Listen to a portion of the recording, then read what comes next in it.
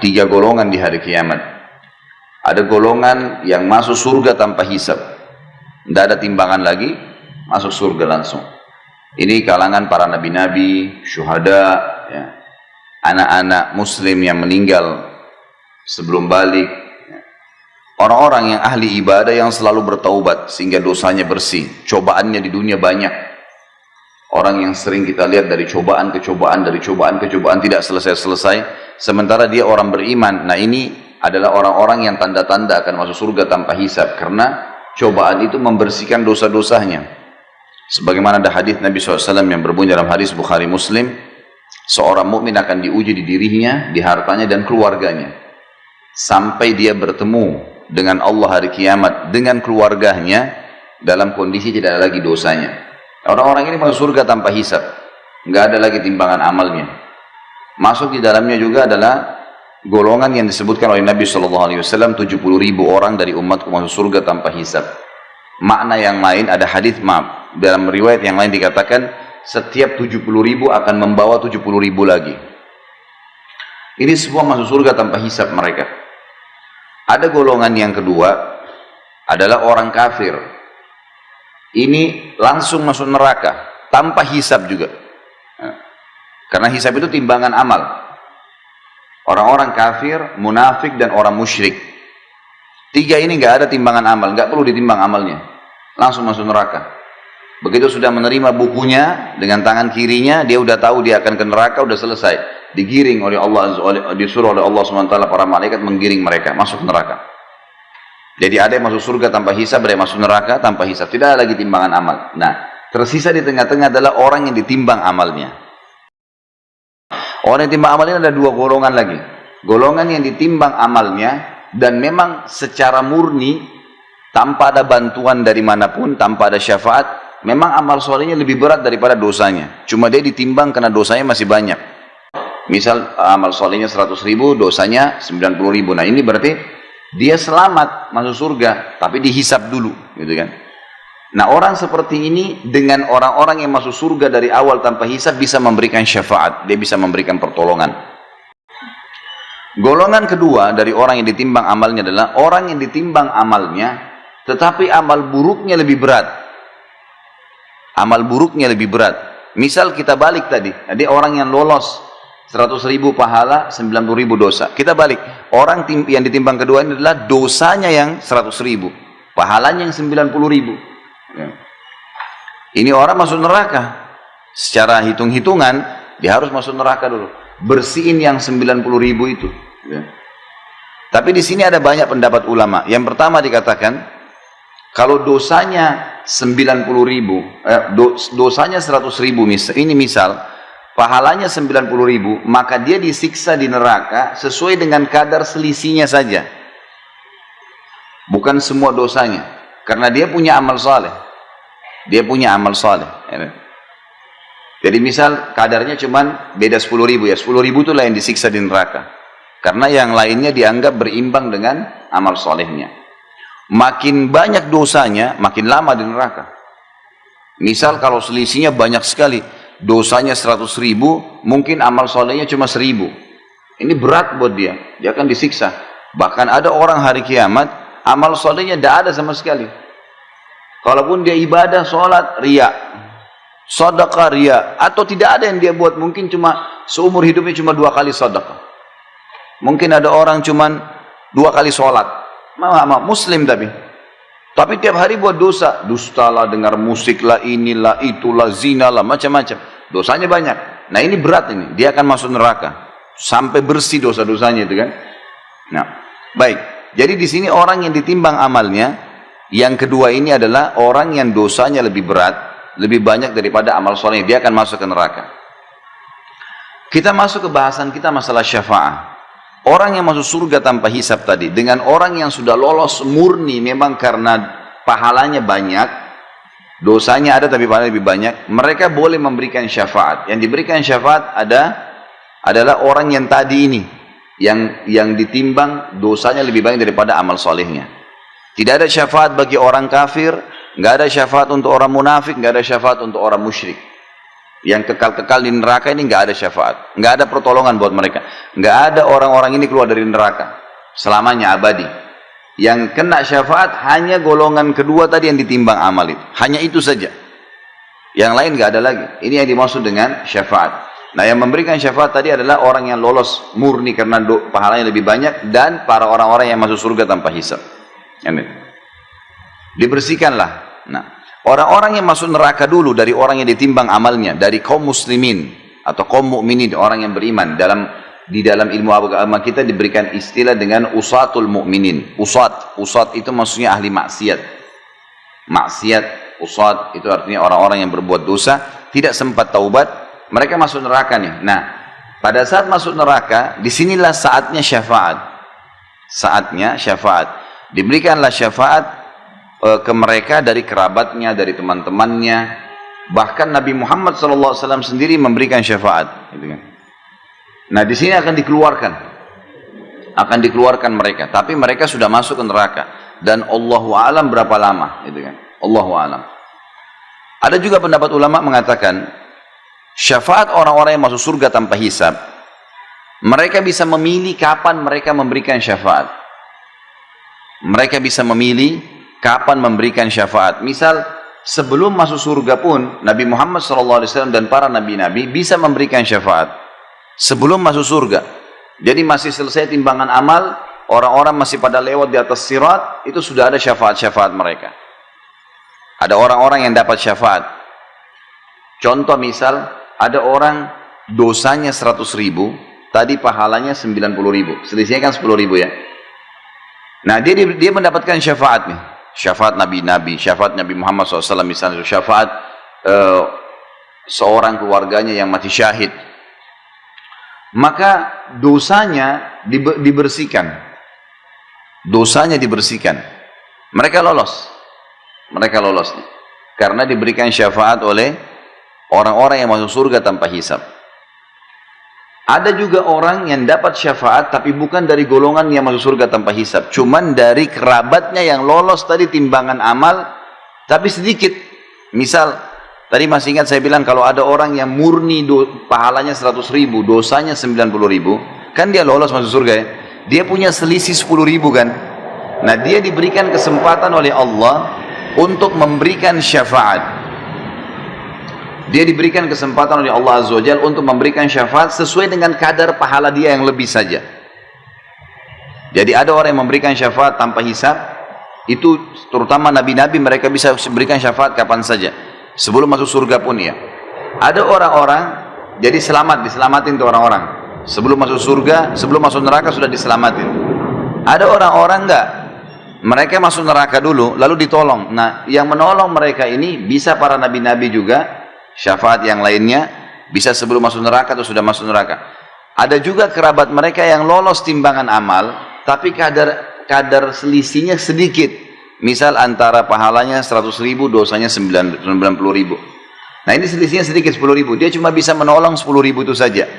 Misal ada kerabatnya ternyata butuh 9.000 pahala. Dikasihlah sama dia. Bukan dikasih dari pahala dia ya. Kadar itu bisa dipakai. Dia bantulah, misalnya ibunya kurang 9.000 dikasih sama dia. Sisa 1.000 dia kasih kepada adiknya misalnya. Tapi adiknya ini punya dosa 5.000. Dia dibantu 1.000. Berarti kan belum bisa masuk ke neraka nanti si adik, tapi cuma kadar 4.000 disiksa. Ada begitu. Itu namanya semua itu ada bentuk-bentuk syafaat ya. Pertolongan-pertolongan yang akan membantu. Tetapi ini semua tentu targetnya kita jangan jadikan sebagai target Bapak Ibu sekalian. Karena pertolongan itu bisa dapat, bisa enggak. Iya, kalau misalnya anak kita misalnya nunjuk kita, atau saudara kita nunjuk kita, mungkin dia tunjuk orang lain. Pada saat itu orang sudah beda keadaannya, gitu kan. Orang akan memikirkan terserah dia mau selamatin siapa, itu masalah, gitu kan. Makanya orang yang mati syahid memberikan syafaat 70 orang yang dia kenal, itu bebas, kerabatnya kah, temannya kah. Sampai para sahabat kalau mereka berperang, sebelum masuk di kancah peperangan mereka saling berwasiat. Nanti kalau saya mati duluan syahid, Allah mudahin saya akan berikan kau syafaatku. Temannya bilang, kalau saya mati syahid saya juga akan berikan kepada kamu. Jadi mereka sudah janjian sebelum meninggal dunia, sampai seperti itu. Karena mereka yakinnya tentang keadaan pada hari kiamat nanti. Ini makna tafsir dari surah Thaha 109. Karena dikatakan di sini, pada hari itu tidak berguna syafaat, kecuali syafaat orang yang Allah Maha Pemurah telah memberi izin kepadanya. Diberi izin karena dia lolos memang tanpa hisab, atau dia memang dasarnya lolos karena amal solehnya lebih banyak. Di garis bawah juga satu hal, orang-orang yang dibantu supaya bisa timbangan, misal dosanya 100.000, pahalanya 90.000, lalu ada yang bantu dia 11.000 pahala, kadar 11.000 pahala. Jadi akhirnya pahalanya lebih banyak sekarang, 90.000 sementara dosanya 89.000, kan gitu. Orang ini lolos masuk dalam surga, dia juga lolos berkat pertolongan orang, tetapi melewatin sirat dia terkoyak.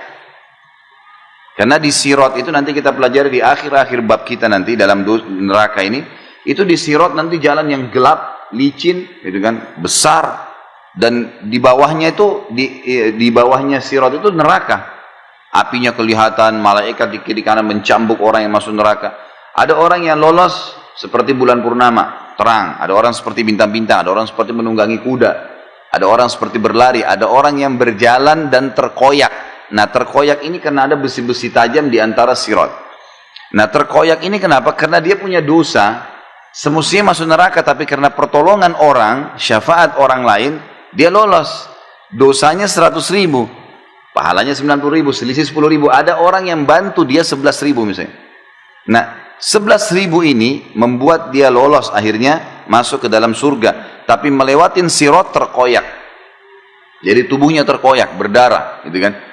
Tapi dia tetap lolos. Nanti yang kita bahas di akhir bab kita. Itu makna daripada Allah Maha Pemurah telah memberi izin kepadanya dan dia telah meridhoi perkataannya. Maksudnya dia ucapin kata-kata, Allah terima. Kemudian firman Allah yang lain adalah surah Az-Zumar ayat 44. A'udzu billahi minasyaitonir rajim. Qul lillahi syafa'atu jami'a. Lahu mulkus samawati wal ard, thumma ilaihi turja'un. Katakanlah hai Muhammad, hanya kepunyaan Allah syafaat itu semuanya. Tentu maksudnya dengan izin Allah, Allah yang berikan kepunyaannya. Ya. Dan ini Bapak Ibu yang sudah tahu, tentu saya bisa ingatkan kembali, kalau nya besar berarti di tengah-tengah huruf begitu Allah, kembali kepada kata ganti Allah. Sama dengan dia, D-nya biasa dibesarin, nah, itu berarti kata ganti Allah. Kepunyaannya ya, kerajaan langit dan bumi, kemudian kepadanya lah kamu dikembalikan. Saksi bahasan kita adalah masalah hanya kepunyaan Allah syafaat itu. Jadi Allah Azza wa Jalla yang memberikan kesempatan. Kalau enggak maka tidak bisa mengeluarkan atau memberikan syafaat. Ya, tidak bisa memberikan syafaat. Selanjutnya kita lihat surah Zukhruf ayat 86. Ini di buku kita tidak ditulis soalnya ayatnya. Buka surah Zukhruf ya. A'udzu billahi minasyaitonir rajim. ولا يملك الذين يدعون من دونه الشفاعة إلا من شهد بالحق وهم يعلمون. Dan sembahan-sembahan yang mereka sembah selain Allah, patung kah, pohon keramat kah, atau apa saja, tidak dapat memberi syafaat. Akan tetapi orang yang dapat memberi syafaat ialah orang yang mengakui yang hak, tauhid, beriman kepada Allah, dan mereka meyakininya. Kita bahas sekarang hadis Nabi SAW. Tadi beberapa ayat Al-Quran yang menjelaskan tentang syafaat. Dan sudah saya rincikan tadi seperti apa syafaat pada hari kiamat itu. Di dalam hadis riwayatkan Imam Bukhari dan juga Imam Muslim, Abu Sa'id Al-Khudri radhiyallahu anhu meriwayatkan dari Nabi SAW, yadkhulu ahlul jannatil jannata wa ahlun nari nara. ثم يقول الله عز وجل أخرجوا من كان في قلبي مثقال حبة من خردل من إيمان فيخرجون منها قد اسودوا فيلقون في نهر الحياة فينبتون كما تنبت الحبة في جانب السيل ألم تر أنها تخرج صفراء ملتوية. Ahli surga pada saat sudah masuk ke dalam surga, semuanya sudah masuk ke dalam surga, dan ahli neraka sudah masuk ke neraka. Kemudian Allah Azza wa Jalla berfirman, keluarkanlah siapa saja dalam hatinya terdapat seberat biji sawi dari keimanan. Keluarkan siapa saja yang dalam hatinya terdapat seberat biji sawi keimanan. Lalu mereka dikeluarkan dari neraka dalam keadaan telah menjadi hitam. Lalu mereka dilemparkan di sungai kehidupan, sebuah sungai kehidupan. Sungai kehidupan ini ada di depan surga, di depan surga. Sungai khusus untuk dipakai memandikan atau membersihkan orang-orang yang sudah hangus di neraka. Lantas mereka tumbuh seperti biji yang tumbuh di samping aliran air. Kita lihat kalau misalnya ada got atau ada aliran air, biasanya karena lembabnya sampai tumbuh rumput-rumput kecil, ya, tanaman-tanaman kecil. Nah seperti itu. Nanti ahli neraka ini mereka terbakar, hangus, belang-belang, lubang badannya, tapi nggak mati. Naudzubillah, tapi nggak mati. Maka mereka dikeluarkan oleh orang-orang yang menolong mereka, yang memberikan syafaat, dibawa keluar. Lalu dimasukkan ke dalam sungai kehidupan. Maka mereka dicemplungkan di situ, dimasukkan, lalu mereka tumbuh seperti tumbuhnya bunga atau pohon yang kecil di samping aliran. Tidakkah, kata Nabi SAW, kamu tahu bahwa biji tersebut yang baru tumbuh dalam keadaan kekuning-kuningan lagi lemas? Ya, seperti itulah mereka akan tumbuh. Hadis ini memberikan pelajaran kepada kita tentang adanya syafaat, pertolongan. Ahli neraka dikeluarkan yang bermaksiat kepada Allah, tapi ingat, hanya orang mukmin yang bermaksiat.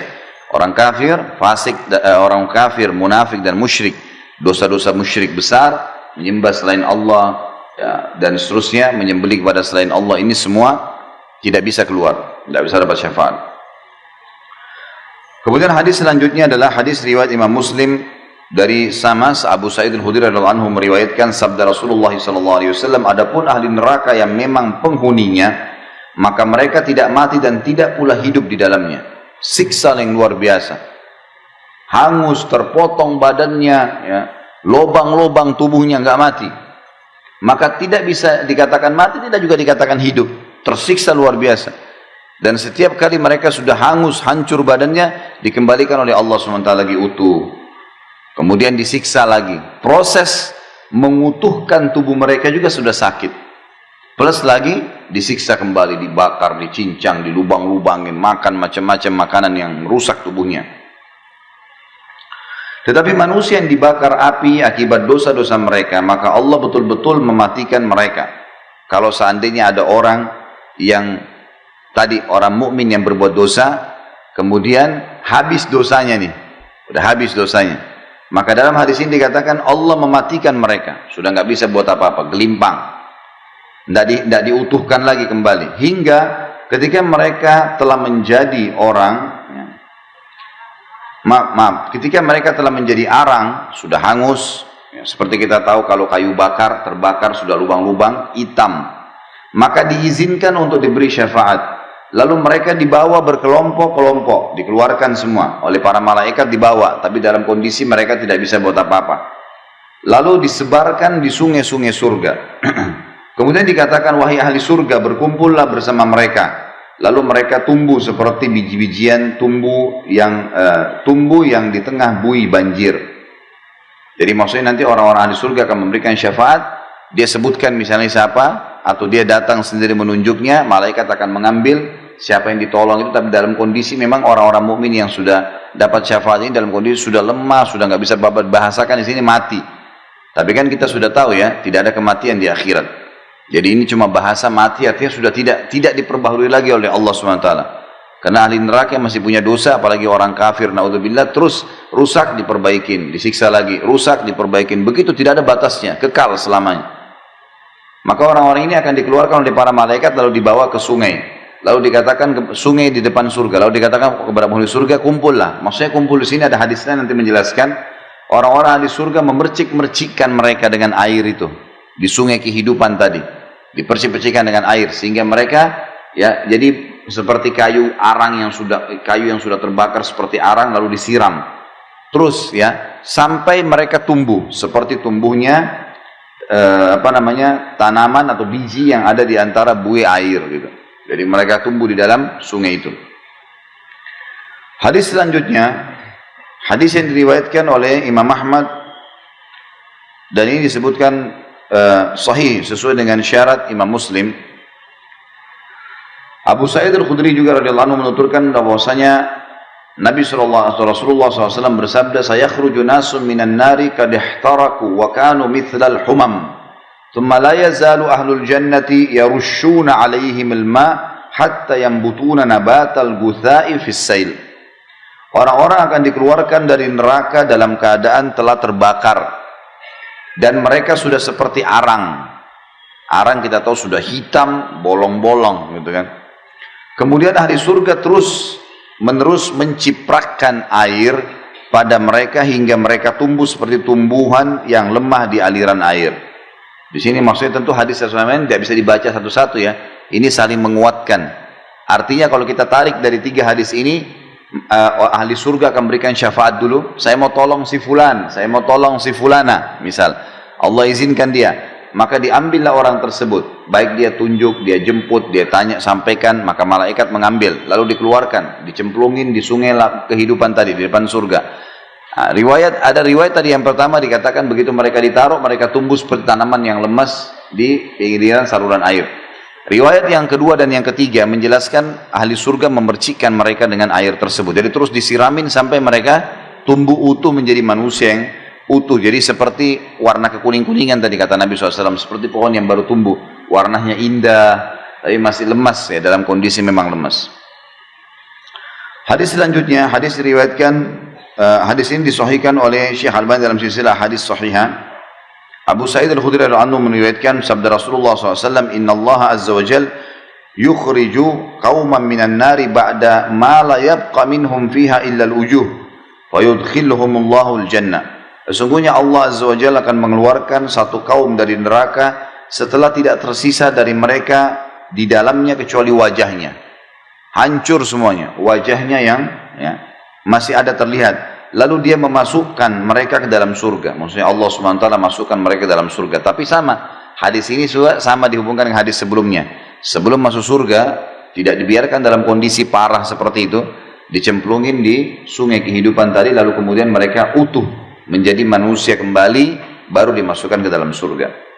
Tapi saksi bahasan kita, Allah mengeluarkan orang-orang dari neraka.